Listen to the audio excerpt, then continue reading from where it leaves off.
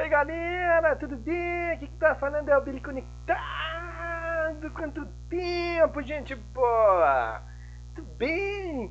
Tô aqui hoje pra falar umas paradas legais que aconteceram nessa história, bicho.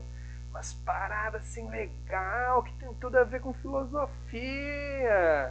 Vocês estão ligados aí, né? Vocês estavam estudando aí o período medieval, né? Aquela coisa louca lá da patrística, da escolástica, e Santo Agostinho, e São Tomás de Aquino, e Deus queria isso, e Deus falou isso, né? Então tinha toda aquela mistura lá, o Santo Agostinho pegando Platão e misturando aí com o cristianismo, né? Depois vem o Tomás de Aquino lá, pegou Aristóteles e misturou também com a questão do cristianismo, com a Bíblia.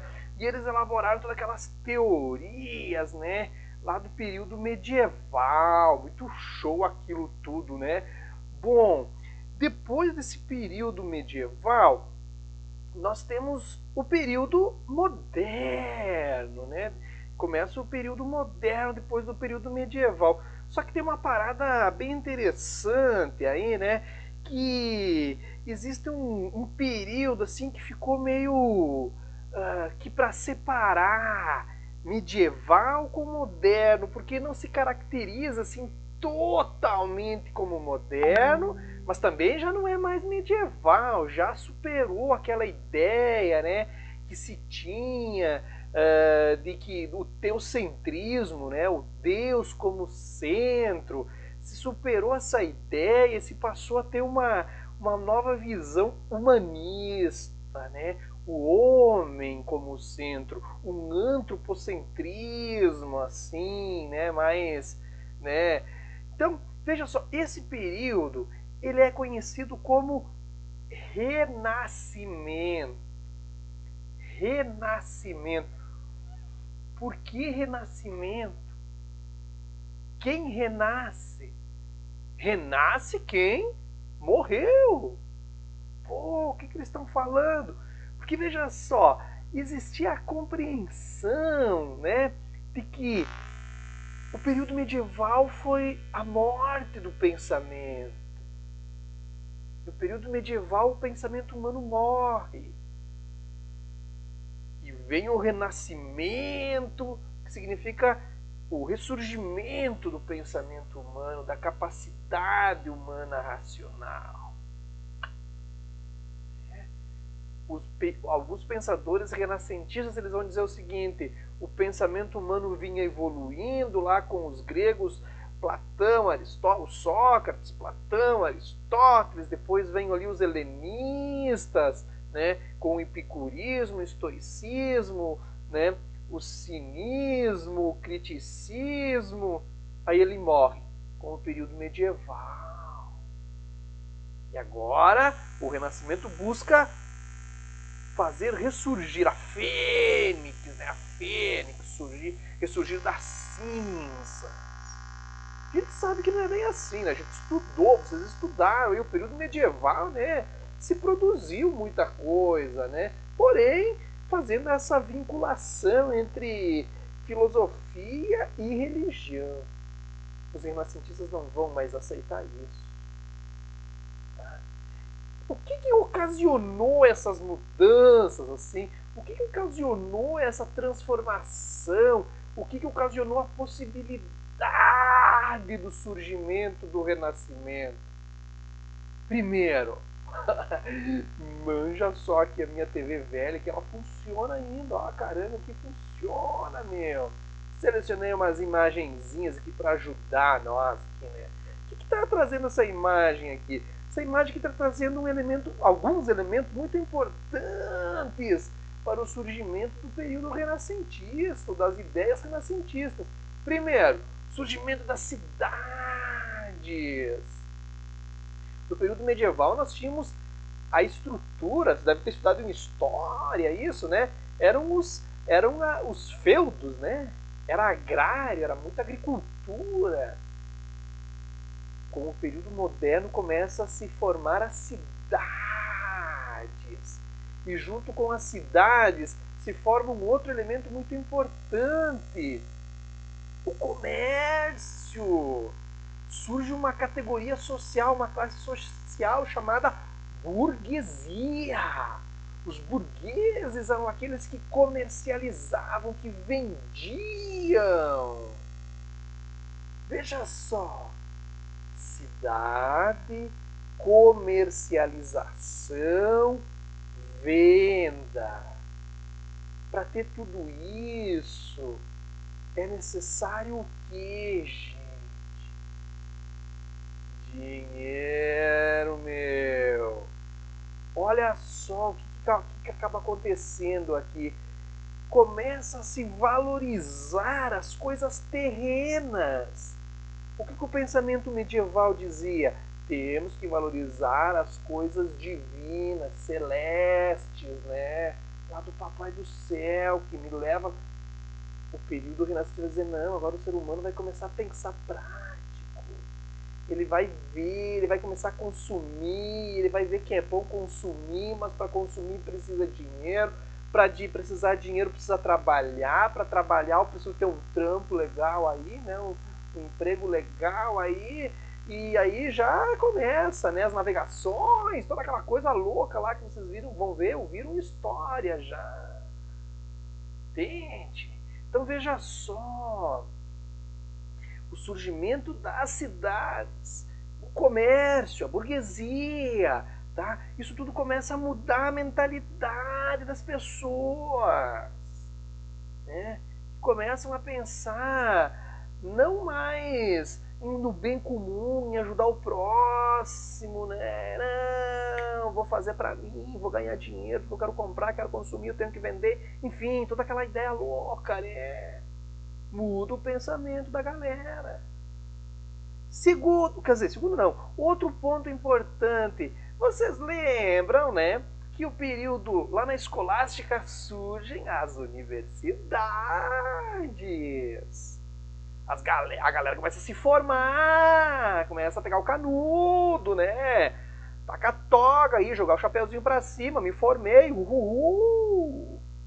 Então começa a surgir uma leva de galera aí que se formou, que estudou. Capite? Começa aí e começam a perceber que é possível mais, então começam a ter um grupo mais letrado, aí pessoas que não estão mais tanto ou só vinculados à igreja, né? E começa a ter uma evolução científica por trás disso. Começa a evoluir a cientificidade, né? A filosofia, a arte, uma coisa muito importante aqui, a arte. Por que, pessoal? Dá só uma olhada nisso aqui, ó. Esse aqui é um quadro importante lá para o cristianismo, mas é uma pintura lá do período medieval. Olha como é que é a pintura lá, né? Olha como é que está retratado aqui, principalmente essa imagem aqui, ó, que traz a Nossa Senhora e o menino Jesus. Olha como é que está retratado. Tá? É uma figura plana, né? É uma figura plana, tá um desenho aí numa única dimensão. Aí surge o Renascimento. E eles vão dizer, e as artes renascem também. E surge lá no meio do renascentista um cara, não sei se vocês já ouviram falar, ele quase não pintou nada, não inventou nada. Um cara chamado Leonardo da Vinci, né? E ele pinta aqui, ó. Olha a diferença aqui da Maria com o menino Jesus, né? Olha a diferença, os detalhes, a perfeição, olha a profundidade, dá para ver que lá no fundo tem uma paisagem. Então eles colocam profundidade no quadro, perspectiva, luz e sombra.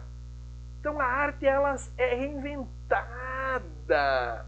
O Renascimento ele pega a arte e ele coloca a arte num outro patamar, né? Olha que legal que é tudo isso. Olha que importante que é, né? Então você vai ter aqui a arte aqui moderna, você vai ter uma evolução na pintura, você vai ter uma evolução na escultura, você vai ter uma evolução na arquitetura, você vai ter uma evolução aqui na literatura. Deus vai ser o centro ainda? Não! Agora é o homem o centro. O homem, aquele ser racional, passa a ser o centro de tudo aquilo que é comentado, de tudo aquilo que é falado, né? O homem, ele passa a ser o centro de tudo. Outro ponto que nós podemos dizer aqui, né? O homem, então, aqui nós temos o homem que se conhece, tá? Se o homem ele é o centro, aqui passa a ter essa ideia humanista, né? O homem ele se pega na mão, né? Olha a imagem legal aqui que eu achei, né? O homem se pega na mão assim, se olha na cara assim e diz: "Poxa, eu sou importante", né? O tema central aqui passa a ser o homem na filosofia renascentista. E aqui há um retorno, né? Tem um pensador aqui que eu vou falar um pouquinho dele aqui, o cara chamado Francesco Petrarca. O Petrarca aqui ele vai retomar a filosofia do Sócrates. Principalmente que uma frasezinha lá do Sócrates que é fantástica. A frase do Sócrates é aquela que ele fala assim, ó, conhece-te a ti mesmo. Conhece-te, homem, conhece-te a ti mesmo. Ser humano, conhece-te a ti mesmo. Então aqui a filosofia renascentista ela vai dizer assim, ó, cara, o pensamento humano produziu muito até os gregos, os helenistas. Aí a filosofia medieval estragou tudo. Então eles vão propor um resgate daquilo que aconteceu antes do período medieval. Tá? Eles vão buscar a leitura lá do Sócrates, vão buscar lá a leitura do Platão, do Aristóteles, dos helenistas também, do epicurismo, do estoicismo, do cinismo, do ceticismo. Tá? Eles vão buscar essas leituras anteriores, antes da morte do pensamento que foi o período medieval. Então, o Renascimento ele vai trazer isso de volta e vai, a partir daí, produzir as suas compreensões. Tá? Na perspectiva, eles vão dizer o seguinte, a educação para o Renascimento, a educação ela tem que desenvolver a capacidade intelectual do homem. Tem que desenvolver a capacidade intelectual do homem. Essa é a função da educação. Para que o homem ele consiga produzir racionalmente, sem depender de Deus, sem depender da religião, ele tem que produzir racionalmente. E talvez aqui, nesse primeiro momento, o grande personagem aqui do Renascimento é o Da Vinci, né? É o Da Vinci, é o Leonardo da Vinci, né? A gente quando fala Leonardo da Vinci já vem em mente o quadro mais famoso dele, que é a Mona Lisa, né? Mas o Da Vinci não é só a Mona Lisa. O Da Vinci ele foi pintor, foi escultor, foi, mas ele foi cientista. Ele foi inventor de um monte de coisa, ele criava esboço, ele planejava as coisas, né? Ele, ele entendia o ser humano, por quê? Porque ele era fascinado por anatomia, né? Dissecar o ser humano, né? Ou seja, o cadáver, lá, a pessoa que já morreu, né? Ir lá e dissecar, cortar a pele para ver o que, que tem embaixo da pele, para ver onde os músculos, qual que é o formato dos músculos, onde começa um músculo, onde termina outro, né? Para depois lá na pintura ele conseguir retratar aquilo, né? Fazer a silhueta humana muito bem definida, muito perfeita, a questão da musculatura, porque se conhecia o corpo humano ele começa a ser conhecido. O corpo humano ele passa a ser estudado. A anatomia ela é desenvolvida, né? Ou seja, até o período medieval, o corpo humano, ou no período medieval, o corpo humano ele não podia ser violado, ele não podia. A pessoa morreu, deu, não podia mexer no corpo, tinha que ser enterrado lá. O Renascimento vai dizer que nada. Vamos pegar e vamos abrir para ver o que tem dentro, ver como é que é feito, ver como é que esse troço trabalha, como é que essa máquina pode ser tão perfeita. Vamos estudar. Vamos estudar, vamos ter essa oportunidade de estudar o corpo humano. Vamos estudar o corpo humano. Entende? Então, tudo isso se desenvolve. Por isso que o período renascentista ele é muito louco, ele é muito denso, ele é muito intenso. Né? Porque se começa a ter uma outra visão de mundo, outra perspectiva de mundo. Falou, galera? Falamos um pouco hoje, então, aqui sobre o Renascimento. Acho que é importante, é interessante, né? Depois a gente pode citar alguns autores também aí, né? Que são renascentistas e que são muito importantes. Hoje falei aqui do Da Vinci, falei aqui do Francesco Petrarca, né? Esses caras aí. Podíamos falar do Shakespeare, né?